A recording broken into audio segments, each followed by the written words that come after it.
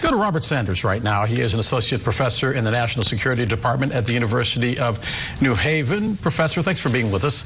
The question a lot of people are asking tonight, what difference does it make? David Weiss is a special counsel as opposed to the U.S. attorney, and Merrick Garland said that he could do what he wanted to do in the case. What broader powers will come with his elevated status? Well, as the U.S. attorney for Delaware, he was confined to actions in Delaware. The reason it was in Delaware was because Hunter Biden had agreed to waive jurisdiction. The U.S. government could not charge him in a place where they didn't have jurisdiction over it. He waived that, so they were going to do it in Delaware. Well, that case is gone now. Those counts are out. And in order for the case to move forward, Weiss was made a special counsel so he can determine where these charges should be brought. Maybe California, where it appears that some of the crimes may have taken place, or Washington, D.C. But as a special counsel, he can do and bring them anywhere. As you just saw, special counsel in the Trump administration brought charges in Florida and in Washington, D.C. So investigations into Hunter Biden have been going on now for 5 years. They began in the Trump administration. Bill Barr did not bring any charges. He had the opportunity. Why was a special counsel not appointed really before President Biden took office?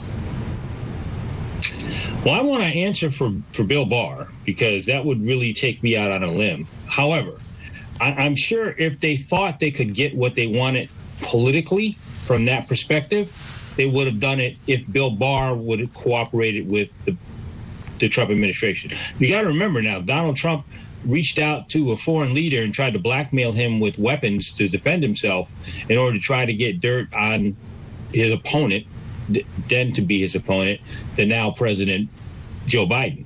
So if there was a way to reach out and use the Justice Department back then, I'm sure it would have been done. Let me ask a question I asked in the last hour. It is supposed to be equal justice under the law. Is Hunter Biden getting special treatment, or is he getting harsher treatment because he is the president's son? He's getting both. He can't get equal treatment as the son of the sitting president, but he also shouldn't get special treatment as the son of the sitting president. So what do you do with an individual who had an agreement, a plea agreement, but his understanding of the agreement through his counsel and the government's understanding of the agreement through the then U.S. attorney for Delaware were two different things?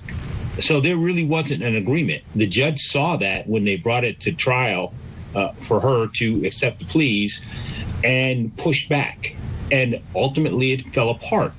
So where are we at now? So we're at a place after investigation since 2019, and there's evidence of something. Did he file a form incorrectly because he said he wasn't using drugs when he asked for a firearm permit, and he may have been? That's a question for a jury now. Did he do things fraudulently with his taxes?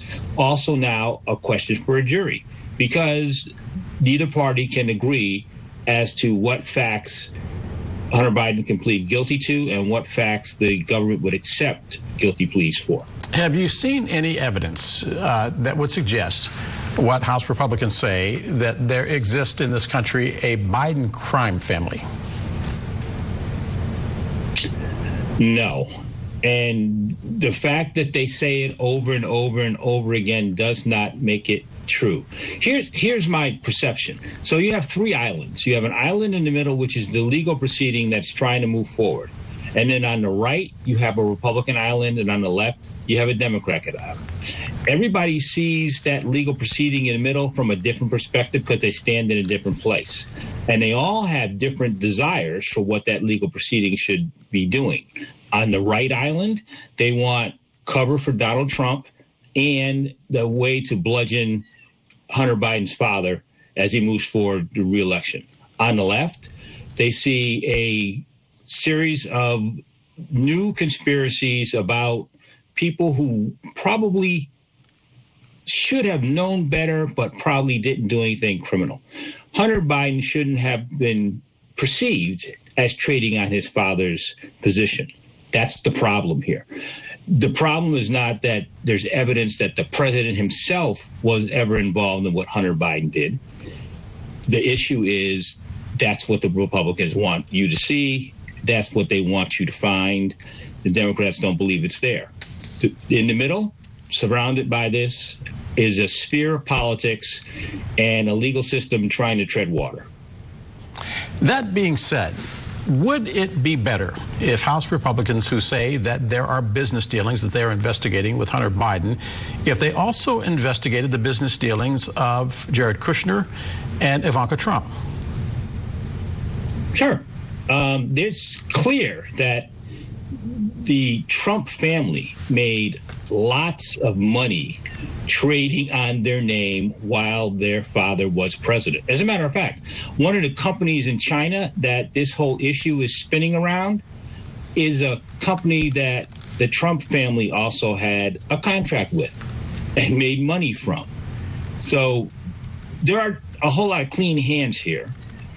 But the cleanest of hands appears, based on the evidence that doesn't exist, is the president's, because he has not been shown to have been involved at all, other than the puffing of his son trying to make himself look bigger and better in the business world. Robert Sanders, I appreciate you being with us tonight. Glad to be with you.